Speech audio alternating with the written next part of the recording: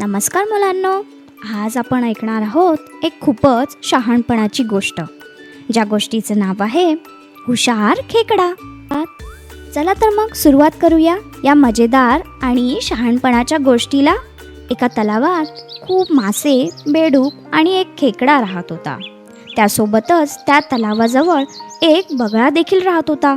तो बगळा रोज मासे पकडून खात असे, पण हळूहळू तलावातील मासे कमी झाले आणि बगळा उपाशी राहू लागला. एके दिवशी त्याने एक युक्ती केली. तो तलावाजवळ शांत बसला आणि दुःखी असल्याचं नाटक करू लागला. माशांनी विचारलं, बगळ्या, तू इतका शांत का?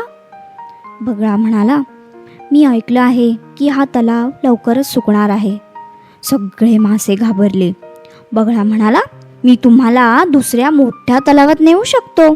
माशांनी त्याच्यावर विश्वास ठेवला.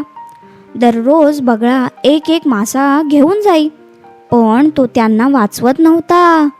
तो त्यांना खाऊन टाकत होता.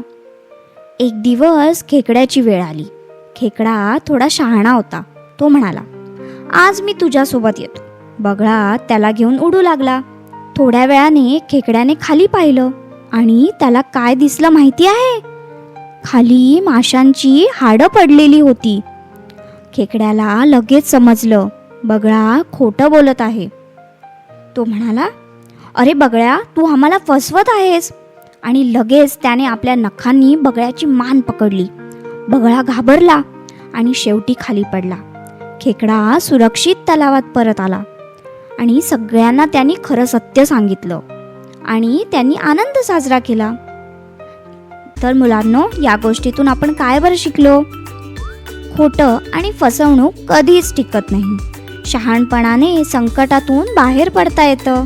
तर मुलांनो, कशी वाटली तुम्हाला ही हुशार खेकड्याची गोष्ट आवडली असेल तर या गोष्टीला नक्की लाईक करा. स्टोरी टाईम विथ ऐशू या आमच्या चॅनलला नक्की सबस्क्राईब करा. आपल्या मित्रमैत्रिणींसोबत शेअर करा. पुन्हा भेटूया अशाच नवनवीन आणि शहाणपण देणाऱ्या गोष्टींसोबत. धन्यवाद.